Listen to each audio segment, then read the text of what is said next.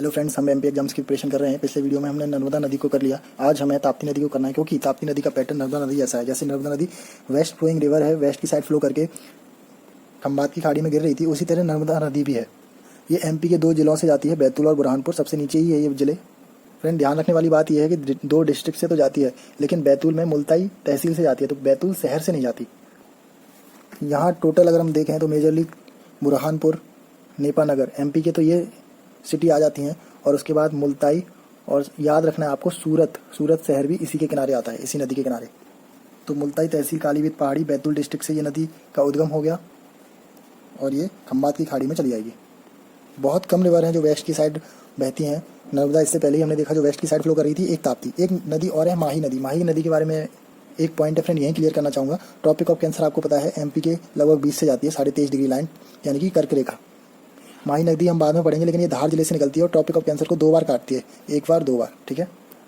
तो plus 23.5 degree को माही नदी ने तो काट दिया, यानी ट्रॉपिक ऑफ कैंसर ने 23.5 डिग्री काट दिया। लेकिन क्वेश्चन ये आता है 0 डिग्री लाइन को कौन काटता है, -23.5 डिग्री, यानी कि ट्रॉपिक ऑफ कैप्रिकॉर्न यानी मकर रेखा को कौन सी नदी काटती है। तो फ्रेंड्स, ये 0 डिग्री है ना, इक्वेटोरियल लाइन, विषुवत रेखा, इसको हमने एक बार पढ़ा था कॉन्गो। तो लास्ट में ये 0 जैसा ही आ रहा था, तो मैंने याद कर लिया कॉन्गो नदी 0 डिग्री लाइन को काटती है, ये अफ्रीका में है। मकर रेखा को कौन सी नदी काटती है देखा ही नहीं, बस कॉन्गो देख के ये याद कर लिया। बाद में पता लगा लिम्पोपो नदी है, वो -23.5 को काटती है। तो बड़ी कन्फ्यूजन हो गई, ये लास्ट में भी 0, लास्ट में भी 0, लेकिन फिर तब तक कॉन्गो याद हो चुका था। तो आप भी ऐसे कर लेना। ताप्ती नदी के फ्रेंड्स उपनाम देख लेते हैं क्या है। तो फ्रेंड ऐसे याद कर सकते हैं, ये ताप्ती नदी तप रही है, किसकी वजह से, सूरज की वजह से तप रही है, इसलिए इस साइड भाग रही है, क्योंकि ईस्ट से सूरज निकलता है। तो ताप्ती नदी तप रही है, इसलिए इस साइड भाग रही है। तो आप ऐसे याद कर लेना, सूर्य की पुत्री ताप्ती नदी तप रही है सूरज से, तो सूर्य की पुत्री हो गई तो शनि की बहन ऑटोमेटिक हो जाएगी, क्योंकि शनि सूर्य के बेटे। सूर्य की पुत्री, या बोल सकते हैं सूर्यसुता। ये तीनों तो ट्रिक से याद मान लिया। और लास्ट वाला है पयोष्टी, इसका पयोष्टी नाम भी है, ये याद करना पड़ेगा। इसको भी ऐसे याद कर लो, जब सूरज से तप कर भाग रही है तो प्यास लगी तो पयोष्टी, ऐसे याद कर लो। बुरहानपुर सिटी इस नदी के किनारे है, ओके। तो बुरहानपुर सबसे साउथ की डिस्ट्रिक्ट आपको पता होगा, तो साउथ की डिस्ट्रिक्ट से एक ट्रिक बनती है जिससे हम इसकी ट्रिब्यूटरी याद करते हैं, ठीक है। फ्रेंड्स, एक तालाब होता है, उसमें जब भैंस नहाती है तो आपने देखा होगा भैंसें बड़ी उतावली होती हैं, काली भैंस बड़ी उतावली होती हैं, तालाब में घुस जाती हैं और सिर्फ सिर निकाल कर नहाती हैं, उनका सिर्फ सिर दिखता है और पूर्ण रूप से उसमें गिर जाती हैं। तो आप ऐसे याद करना, काली भैंस इतनी उतावली होती हैं कि पूर्ण ही गिर जाती हैं। लेकिन ये याद कैसे आएगा, ये ट्रिक इसी की थी। ये सबसे साउथ में है ना ताप्ती नदी, तो साउथ में मतलब नीचे की साइड, तो भैंस नीचे की साइड गिर रही है, ठीक है। तो काली भैंस इतनी उतावली होती है कि तुरंत ही पूर्ण रूप से पानी में गिर जाती है, ठीक है। ये भैंस वाली स्टोरी मैं आपको इसलिए याद करा रहा हूँ क्योंकि फ्रेंड्स बैतूल में ही भैंस देही तहसील में बीहड़ बनता है, और चंबल के बाद इस नदी में सबसे बड़ा बीहड़ बनता है। चंबल तो टॉप मोस्ट है ही, आपको पता ही है। उसके बाद सबसे ज़्यादा बीहड़ इसी में बनता है, भैंस देही तहसील के पास, और यहाँ कॉफ़ी की खेती होती है। चलो, भैंस से ये ट्रिक बन चुकी है, तो इस ट्रिक से ट्रिब्यूटरी देख लेते हैं हमें कौन कौन सी याद हो गई। एक तो कालीबीत, और याद हो भी जाएगी क्योंकि मुल्ताई तहसील से कालीबीत पहाड़ी से निकलती है, तो कालीबीत। तो भैंस उतावली होती है जिससे, तो एक है उतावली ट्रिब्यूटरी, उतावली होकर पूर्ण ही उसमें गिर जाती है। तो पूर्णा नदी तो सबसे बड़ी इसकी ट्रिब्यूटरी है, गिर जाती है मतलब गिरना नदी। अब क्वेश्चन ये आता है, ये भैंस निकलती भी है या नहीं निकलती, आता है क्वेश्चन। निकलती है, पिंजरे से निकलती है। पिंजरा चाहिए, लेकिन उसके लिए माइंड होना चाहिए। पिंजरा होगा तो माइंड से ये भैंस निकल सकती है। तो इससे होता है पंजारा नदी, और माइंड होना चाहिए यानी माइंडहोला नदी, ये इसकी ट्रिब्यूटरी है। आप अगर पहली बार सुन रहे होंगे तो काफ़ी अजीब स्टोरी लग रही होगी, लेकिन आप ये आइडिया लगाएंगे कि सबसे नीचे नदी है ये ताप्ती नदी।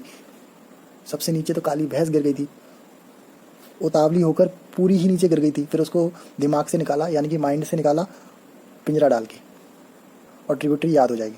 फ्रेंड, एक ट्रिब्यूटरी और है अनेर, ANER, इसको हिंदी में ऐसे लिखते हैं अनेर। अब इसकी ट्रिक नहीं बन रही थी तो ये हम छोड़ नहीं सकते थे, क्योंकि ये इंपॉर्टेंट नदी है, इसको याद करना ही पड़ेगा। एक पॉइंट फ्रेंड इसके बारे में और देख लो, जब ये गुजरात में जाती है तो सूरत शहर से निकलती है। मैंने आपको बताया सूरत इसके किनारे है। तो इसके पहले एक उकाई डैम है, जब उकाई डैम नहीं बनाता तो काफ़ी बाढ़ की समस्या आ जाती थी यहाँ पे। उकाई डैम बहुत इंपॉर्टेंट है, इससे सूरत शहर बच गया, इसलिए क्वेश्चन पूछते रहते हैं। अच्छा, तो गुजरात को दो जगह से सबसे ज़्यादा पानी मिलता है। जब हमने नर्मदा नदी पढ़ी थी तो हमने देखा था सरदार सरोवर डैम था, ये गुजरात का सबसे टॉप मोस्ट बांध था, मतलब सबसे बड़ा बांध था। और गुजरात का सेकंड सबसे बड़ा बांध यही है, उकाई। तो गुजरात के दोनों डैम हमारी नदियों के पास हैं, ऐसे याद कर लो। इसी नदी में दो डैम हैं बैतूल में ही, एक है पारस डोह डैम और दूसरा है चंदोरा डैम। और गुजरात में एक काकरापार न्यूक्लियर पावर प्लांट है, उसमें पानी की व्यवस्था इस नदी से ही होती है।